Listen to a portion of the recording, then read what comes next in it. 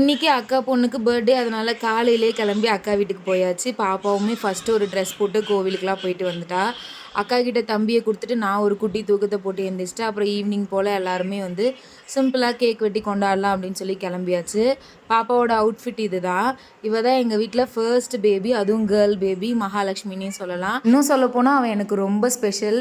ஏன்னா நான் காலேஜ் படிக்கிற டைம்லயே அவ பொறந்துட்டா. அந்த டைம்லலாம் அவ கூட தான் ஸ்பெண்ட் பண்ணுவேன். அந்த மெமரீஸ்லாம் நினச்சி பார்க்கும்போது இன்னுமே ஹாப்பியாக இருக்கும். இந்த வாட்டி அவள் 6th பர்த்டேவை நாங்கள் சூப்பராக கொண்டாடியாச்சு. கேக்லாம் வெட்டிட்டு அதுக்கப்புறம் அவளுக்கு கிஃப்ட்லாம் வந்துச்சு. அதெல்லாம் பிரித்து பார்த்துட்டு இருந்தா. வருஷம்லாம் போகிறதே தெரியல. கடகடன்னு போயிட்டுருக்கு. குட்டியாக இருந்தா இப்போ 6வது பர்த்டே கொண்டாடுற அளவுக்கு பெருசாக வளர்ந்துட்டா. எல்லாமே முடிஞ்ச உடனே பர்த்டே ஸ்பெஷல் டின்னர் என்னன்னு பார்க்கலாமா?